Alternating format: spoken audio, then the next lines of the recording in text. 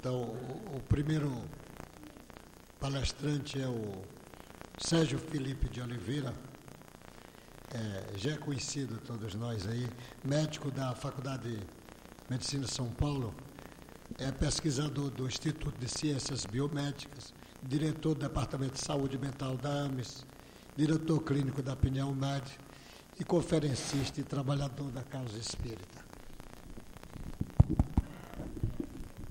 Vamos lá? Boa tarde.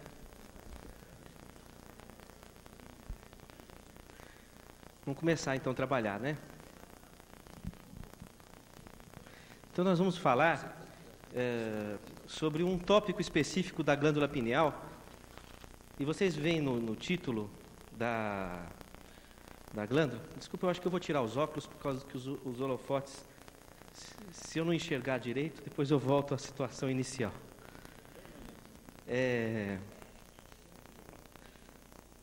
Eu vou falar sobre um tópico específico da glândula pineal, que são as concreções calcárias desta glândula.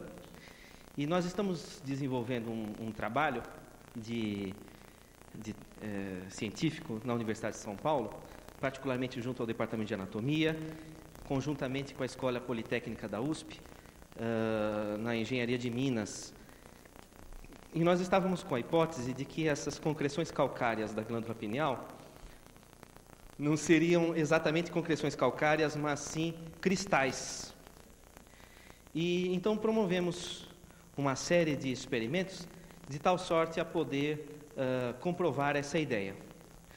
Não bastasse isso, imaginamos que talvez esses cristais pudessem ser semicondutores. Semicondutores é material utilizado na microeletrônica. E nós chegamos a uma conclusão parcial a respeito desse assunto e adicionamos a hipótese desses cristais serem cristais diamagnéticos, o que traz propriedades interessantes que iremos discutir aqui hoje, durante o tempo que nos foi dado. Mas antes disso, vamos trabalhar alguns tópicos elementares referentes ao funcionamento e anatomia desta glândula. Vocês vão localizar a glândula nessa região. Eu estou sem os óculos, mas deve ser por aqui, assim, ó. Você faz o seguinte, você coloca o dedo entre as sobrancelhas e faz de conta que a sua cabeça é como se fosse um bolo que você pudesse furar com o dedo. E onde alcançar o seu dedo na direção horizontal, com a cabeça semi-inclinada, é onde está a sua glândula pineal. Ela está mais posteriorizada, essa pequena lingueta aqui, essa pequena estrutura aqui, e é dito que é a região por onde a alma se liga ao corpo. Aliás, quem disse isso foi René Descartes, que esse ano comemora 400 anos. Então, inclusive, nós dedicamos a nossa singela conferência de hoje ao quadricentenário de René Descartes. A revista La Recherche, a mais importante revista de divulgação científica francesa, publicou recentemente vasto artigo sobre os trabalhos do René Descartes e uma ampla discussão com diversos pesquisadores mundiais a respeito das possibilidades da pineal ser ou não a sede da alma no corpo ou outras regiões cerebrais corresponderem à mesma questão. Vale dizer que a glândula pineal é uma glândula reconhecidamente hoje responsável pela estrutura cronobiológica do corpo, quer dizer, toda questão referente à temporalidade no corpo, o regimento dos ritmos corporais é dado pela glândula pineal associada ao núcleo supraquiasmático. O órgão efetor é a glândula pineal, particularmente na espécie humana. Ela está ligada a todo o mecanismo biorrítmico, desde contextos orgânicos, como, por exemplo, a elaboração de hormônios em horários específicos, até os ritmos comportamentais, associada a ritmos comportamentais. Por exemplo, a depressão, o efeito biológico da depressão é tido hoje como um avanço de fase de uma etapa do sono que se chama Rapid Eye Movement, e a glândula pineal é responsável por essa instância, de tal sorte que antidepressivos, como por exemplo o lítio, são inibidores desse avanço de fase. Essa instância de ritmização, também dada pela pineal, também é dada no contexto do ciclo vigília-sono. Quer dizer, o nosso corpo biologicamente orienta para o sono ou para a vigília de acordo com a incidência luminosa e magnética solar, e a glândula pineal é que nos diz sobre isso, haja visto a sua propriedade intrínseca de captar, indiretamente via retina dos olhos e vias adrenérgicas, a estimulação luminosa na espécie humana e diretamente a captação, através de mecanismos celulares ainda por se pesquisar, o polo magnético da Terra, orientando o horário. Também assim, o polo magnético lunar, que acaba sendo captado pela pineal, orientando o fluxo hormonal, por exemplo, da reprodução. Haja visto, a gestação tem 9 meses lunares, e o mês menstrual é o mês lunar de 28 dias. Como é que o organismo sabe disso? A pineal é que capta essa orientação através dos astros. Você poderia imaginar que a nossa cabeça é como um asteroide que gravita em torno da Terra, fazendo parte do sistema solar, porque ela está intimamente integrada com os mecanismos astrofísicos através dessa glândula, a glândula pineal. Também é interessante colocar que toda essa função tempo que a glândula pineal, com a qual a glândula pineal trabalha, ela está numa instância quadridimensional, já que o tempo é uma região do espaço, o espaço quadridimensional. E é essa a região temporal, dimensional temporal, espaço-tempo, que o espírito atravessa para manipular a estrutura orgânica. Os gregos antigos chamavam o tempo de témeros. Témeros, o espaço onde se acessa a divindade, o espírito. Com o passar do tempo, essa palavra, témeros, foi subdividida e transduzida em duas outras. Um é templo, que manteve a sua acepção original de espaço onde se acessa a divindade, haja visto os templos religiosos. E tempo, que perdeu essa conotação até quando passa a ser, a partir da física relativística, colocada como uma região do espaço também. E aqui nós estamos hipotizando a ideia de que essa estrutura quadridimensional é um espaço onde o espírito se projeta e comanda a estrutura material. A glândula pineal, sendo comprovadamente na ciência, na ortodoxia da ciência, a glândula que se relaciona com a dimensão tempo, ela então está, vamos dizer assim, com a maior autoridade para ser a candidata mor a interrelacionamentos com o plano espiritual, já que ela lida com essa quarta dimensão e é a única estrutura no corpo a qual foi dada essa função, conjuntamente com o núcleo supraquiasmático. Próxima transparência, por favor. Então aí nós temos o planeta Terra emanando o magnetismo e também ventos solares e magnetismo provenientes de outros astros e que, chegando ao planeta Terra, são absorvidos pela glândula pineal dentro da condição de orientar o nosso organismo a respeito de nossa posição no tempo relativamente à posição dos astros, coordenando todo o sistema hormonal de desenvolvimento celular, de desenvolvimento do organismo nas diversas fases da vida e também nos diversos ciclos. Nós temos no comando da estrutura circadiana os chamados Zeitbergers. Zeitbergers são estruturas de comando. Então, por exemplo, os astros, eles comandam, são Zeitbergers externos que comandam a glândula pineal, determinando ciclos circadianos, ciclos mensais, ciclos anuais dos hormônios, das estruturas celulares, do desenvolvimento. E nós temos também os Zeitbergers internos. E aí colocamos um grande questionamento, um dos Zeitbergers internos são os genes dentro daquilo que é colocado como cronogenética. Agora, se eliminar todos esses Zeitbergers, os astros, e também se eliminar os genes como componente do comando cronobiológico do corpo, ainda resta uma estrutura rítmica. E esse é um grande questionamento da ciência. O que está determinando aí, então, o ritmo? E estamos aí hipotizando a ideia de que um Zeitberger endógeno, o mais importante, é o espírito, que comanda a estrutura corporal na dimensão tempo, coordenando os ritmos biológicos. Próxima transparência, por favor. Aí nós entramos propriamente no objeto de nossa exploração, um corte histológico em que é demonstrado aqui uma concreção calcária rodeada por estruturas celulares que compõem a glândula pineal, quais sejam os pinealócitos, as células da glia, sistema vascular e etc. Próxima transparência, por favor.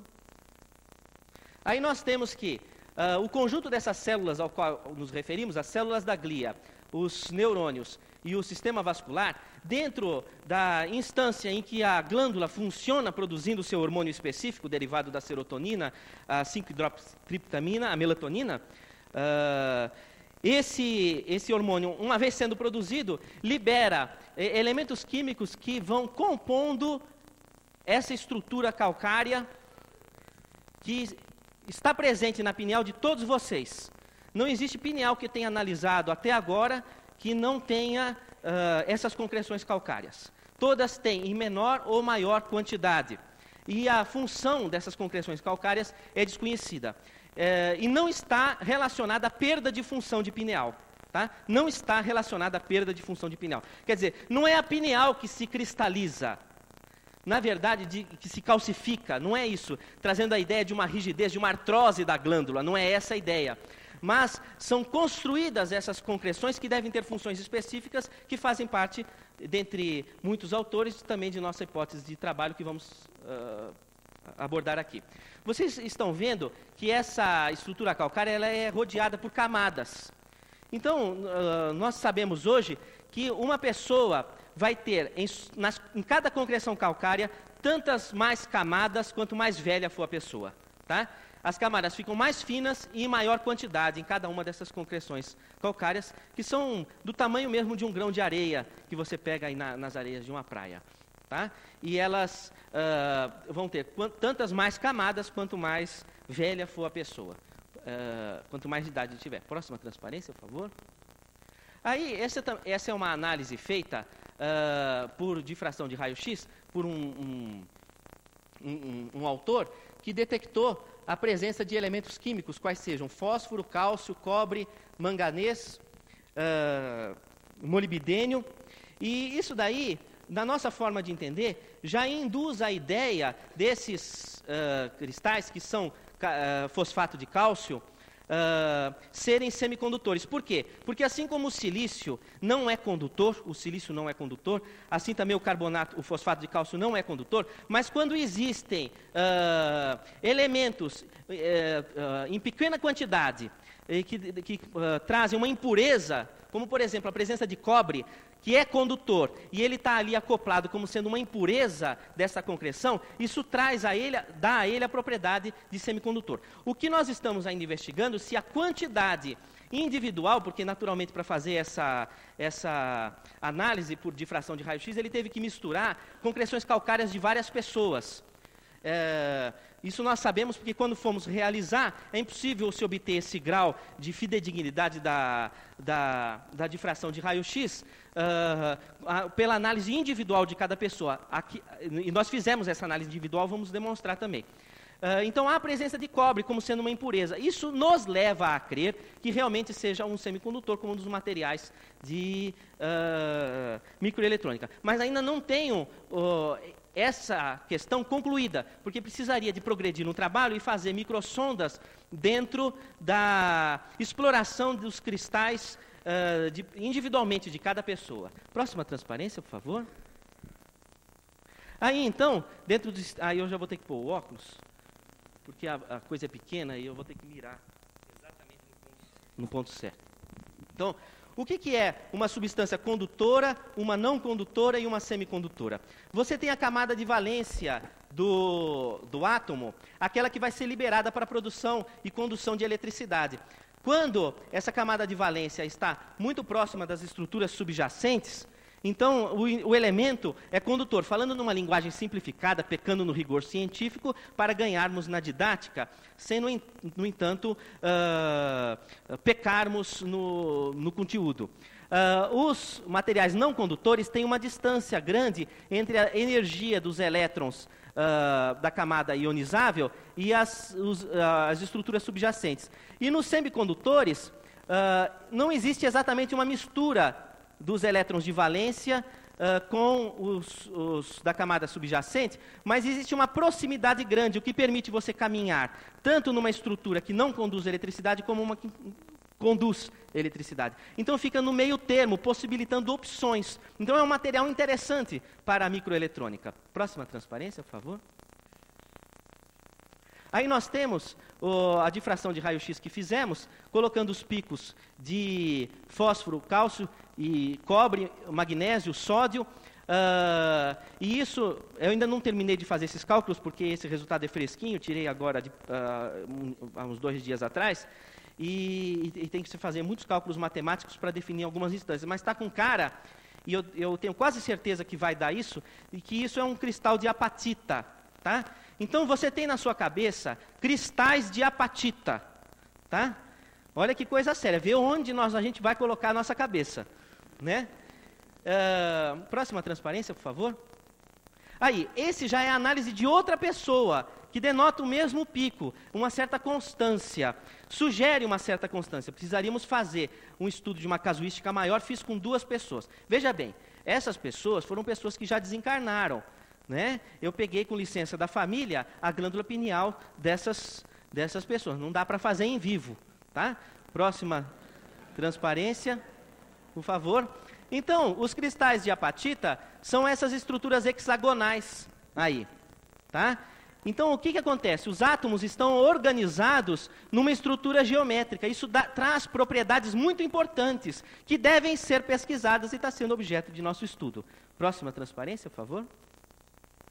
Então, uma outra hipótese é trabalhar a ideia, e parece ser uma ideia real, de que essas estruturas, esses cristais, são estruturas diamagnéticas. O que é uma estrutura diamagnética? Aquela que não tem o magnetismo, mas ela é fracamente repelida por uma onda magnética, tá? Então vamos dizer, a nossa estrutura cerebral, ela é dotada de um arranjo de neurônios cujo fluxo intenso de sódio e potássio perfaz caminhos de ondas elétricas. Perpendicularmente a essas ondas elétricas, nós sabemos que vai correr as ondas magnéticas.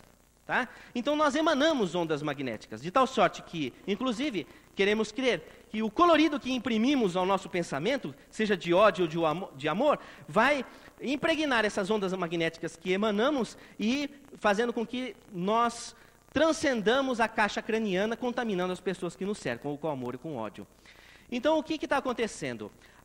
Uma barra como essa, que ela é diamagnética, ela acaba por repelir fracamente as ondas magnéticas, deformando o padrão dessas emanações magnéticas. Então, será que esses cristais, eles teriam a propriedade de reconduzir as ondas de força magnética na estrutura cerebral, de tal sorte a permitir alterações do fluxo magnético e, portanto, do fluxo elétrico, reencaminhamentos de utilizações de neurônios ou vias de neurotransmissores específicos determinados pelo padrão de deformação dessas ondas magnéticas? Essa é a interrogação. Que são estruturas diamagnéticas, acredito que devo estar publicando isso recentemente, acredito que vou colocar isso como uma coisa certa realmente. Tá? Então ocorre deformação. Você vê aqui as ondas magnéticas e aqui uma barra diamagnética provocando uma deformação até intensamente nesse quadro aqui. Próxima transparência, por favor. Então aí você tem, no caso, um magnetoencefalograma demonstrando a presença de ondas magnéticas emanadas pela estrutura cerebral.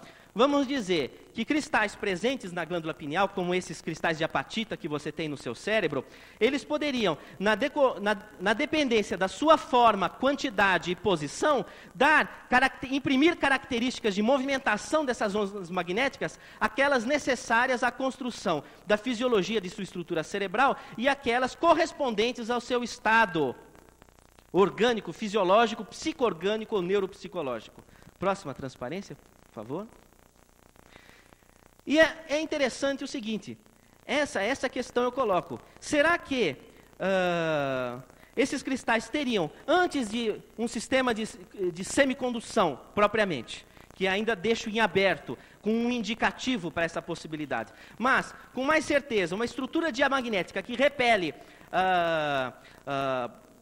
ondas magnéticas, deforma e repele ondas magnéticas, como se naquela região da estrutura cerebral a diminuição da intensidade das ondas magnéticas fosse importante para alguma função psíquica que nós devemos estar elucidando no decorrer dessas décadas aí pela ciência. Será que esses cristais, mais do que semicondução, teriam a função de deformar, de repelir as ondas magnéticas? Aí nós colocamos, por exemplo, nesse mapa aqui, onde estão mapeadas o magnetismo do planeta. E está bem pequenininho, mas eu sei de cor isso daqui, e se vocês acreditarem em mim, se não, depois podem ver a transparência. Por exemplo, se você chegar aqui na América do Norte, você vai ter 60 Gauss de medida de magnética. Na Ásia, no Japão também, na África 38, 35. Você chega aqui perto da América do Sul, você vai ter 28, 32 Gauss. Mas a única região onde a intensidade de magnetismo é a menor é no Brasil, de 25 Gauss. Particularmente nessa região que pega o sudeste e a região central do Brasil. Então, a gente tenta entender aí essa questão do Brasil, coração do mundo, pátria do Evangelho, e essa grande proliferação de médiuns e de espíritas aí no Brasil. Será que tem alguma explicação fisiológica aí? Porque se na glândula pineal existem cristais diamagnéticos que afastam e deformam essas ondas magnéticas, será que essas ondas magnéticas não estariam atrapalhando alguma função psíquica, que poderia muito bem ser a mediunidade, causando um ruído que impossibilita que o espírito tenha liberdade de transitar entre o mundo espiritual e o mundo corporal? Essa é a grande questão. De tal sorte que num país onde existe um baixo ruído magnético, essa possibilidade seria maior, em hipótese. E, dentro da natureza humana, nós já teríamos estruturas arranjadas individualmente, conforme as necessidades da pessoa, de tal sorte que, na nossa forma de crer, aquelas pessoas dotadas de um padrão mediúnico maior, deveriam ter um menor ruído na região, portanto, maior número de cristais. E pelos nossos estudos tomográficos, que devemos publicar daqui uns 2 ou 3 anos, estamos levando a crer que essa hipótese é correta. Mais cristais, uma mediunidade mais preponderante por uma liberação do ruído magnético circundante a essa região. Próxima transparência, por favor. Aí, então, nós temos, na microscopia de varredura, um cristal que vocês podem ver que nós quebramos no meio esse cristal. No meio não, uma beiradinha, como uma tampinha de laranja. Aí dá para ver aqui a tampinha, tá vendo? Ó, aqui menorzinho, ó. Você pode, como uma tampinha de laranja. E você pode ver exatamente aquelas camadas concêntricas circulares. Tá? Então, esse cristal de apatita, ele forma uma bola, como uma bola de cristal, que poeticamente temos na nossa cabeça. Interessante, né? Exatamente uma estrutura que é responsável pela dimensão tempo, por dizer passado, presente e futuro, das nossas estruturas psíquicas, é uma bola de cristal. Mas que coisa mais pitoresca, não? Próxima transparência, por favor. Aí nós temos um aumento maior, em que você vê com mais detalhe essas circunvoluções dessa bola de cristal, que se amontou aqui num aumento menor. Próxima transparência, por favor. Aqui você vê essa estrutura rodeada por tecido colágeno, aí necrótico no caso, porque pegamos de cadáver, e muito interessante. A região onde existe mais cristais é uma região que possui esses vasos muito peculiares, tá? Que são vasos próximo ao terceiro ventrículo e que produzem o líquor. Tá? E isso daria espaço para uma elucubrações bastante interessantes sobre o assunto, que seria objeto aí de uma outra palestra. Esses vasos sanguíneos muito interessantes. Próxima transparência, por favor. Aí, então, a transparência está bem pequenininha, mas os cristais de apatita, em termos de pedras semipreciosas aí, são esse daqui que eu estou colocando, que eu fico... Aqui, ó, tá vendo? Esse. Não está perfeito, não dá para ver muito bem, mas são cristais de apatita. Próxima transparência, por favor. Tá? Então, aí o que acontece? Essa glândula pineal, na nossa forma de entender, ela seria como uma maçã. Tá? A maçã do Adão e Eva. Tá? Que a partir do momento em que você, nas suas necessidades de experienciar, de aprender, de conhecer, e veja bem, conhecer é saber. Saber, etimologicamente, vem de sabor. Sabor, você precisa experimentar, quer dizer, para você conhecer, você precisa experimentar, você precisa viver. Tá? Então, a ideia do comer a maçã, do saborear, do sabor, do conhecer, o comer a maçã. Então, a glândula pineal seria essa maçã, que é a representação de sua estada dentro do universo sensorial, nesse organismo que você se utiliza para tirar o suprassumo, o suco dessa maçã, que vai servir de crescimento, de elementos de crescimento e desenvolvimento do espírito. É uma glândula que transita entre a estrutura espiritual e a estrutura corporal, permitindo essas experiências do espírito na sua relação com o seu próximo mais próximo. E aí, mais uma vez, a figuração do Adão e Eva, no qual o conhecimento de toda a origem do universo e as forças que o regem na criação está consubstanciado naquilo que você pode aprender na sua relação com o outro. O Adão e a Eva, a sua relação com o outro. Do ponto de vista espiritual, dentro da sua vivência sensorial, você vai ter aí as possibilidades de, na convivência com o outro, apreender fora dos mecanismos científicos racionais, na sua experiência de vida, saber todos os mecanismos que regem, as leis que regem o universo, a figuração do Adão e Eva. Então, é através dessa vivência com o outro. E nós vamos ter que a glândula pineal, sendo uma glândula que transita no tempo, todo o mecanismo de memória que diz respeito a passado, presente e futuro, memória passada, memória presente, memória futura, tem que transitar pelo túnel do tempo que é a glândula pineal. De tal sorte que nós, quando fomos criados simples e ignorantes, como centelhas espirituais, devemos, nessa época que fomos criados, foi a época que estávamos mais próximos do Criador. A instância de maior proximidade do Criador. Próxima transparência, por favor. É como se ainda tivéssemos no útero amoroso do Pai. Esse útero acolhedor. E quando fomos colocados para caminhar, para mordermos a maçã nos processos de reencarnação, em que teríamos que caminhar com a nossa própria perna, saborear essa maçã das experiências da vida, para futuramente chegarmos de volta ao Criador como filhos pródigos, diante de nossos erros e nossos acertos. Então, essa instância acumulada na memória do espírito é transitada para a glândula pineal e registrada no nosso corpo biológico. O paraíso, a perda do paraíso. O paraíso que ficou distante, fomos expulsos do paraíso, aquela ideia particular que temos por estarmos anteriormente no útero do nosso Pai. E fomos expulsos do paraíso e estamos aqui vivendo a mordida da maçã nas dificuldades pelas quais passamos. Mas essa memória desse instante primordial serve para nós como uma força de busca pela utopia do amor. Não a utopia como abstração da realidade, como dizia Aldous Huxley, mas a utopia como um horizonte que nós colocamos adiante para aí atingirmos. E então, como dizia na antologia poética Drummond de Andrade, a perda do colo de Deus, para voltarmos agora a Deus, ele diz na poesia, em memória, amar o perdido torna confundido este coração. Como pode o ouvido contra o sem sentido o apelo do não? As coisas tangíveis tornam-se insensíveis à palma da mão, mas as coisas findas, muito mais que lindas, essas ficarão. Que Deus abençoe a todos.